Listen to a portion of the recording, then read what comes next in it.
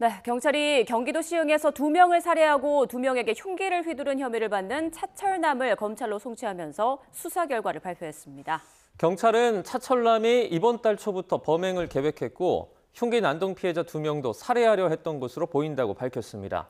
사회부 연결해서 알아보겠습니다. 정현우 기자, 경찰이 계획적인 범행으로 판단한 내용부터 설명해 주시죠.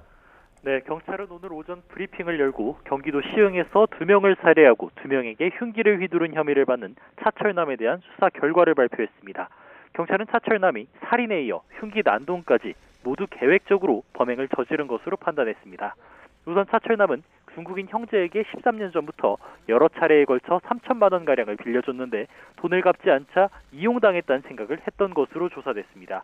이후 살인을 결심하고 이번 달 초 흉기를 구매해 범행을 준비한 것으로 파악됐습니다. 이후 지난 17일 중국인 형제를 둔기로 살해한 차철남은 인생이 끝났다는 생각에 이틀 뒤인 19일 편의점주와 집주인에게도 흉기를 휘두른 것으로 확인됐습니다. 차철남은 흉기 난동이 우발적인 범행이라고 주장했지만 경찰은 미리 준비한 흉기를 버리지 않았던 점을 토대로 이건 역시 계획적 범행으로 봤는데요. 경찰은 차철남이 흉기 피습 피해자 2명 역시 살해하려는 의도가 있었던 것으로 보인다고 설명했습니다. 경찰은 프로파일러들이 차철남에 대한 반사회적 인격장애, 사이코패스 성향이 있는지 검사한 결과 사이코패스는 아닌 것으로 진단됐다고 밝혔습니다. 네, 그리고 차철남의 구체적인 행적에 대해서도 경찰이 설명했죠. 네, 경찰은 차철남이 처음 범행을 저지른 날부터 검거될 때까지 CCTV를 확인해 동선을 파악했습니다. 차철남은 지난 17일 형제를 살해한 뒤 흉기 난동을 벌이기 전까지 계속 동네에 머물렀던 것으로 조사됐습니다.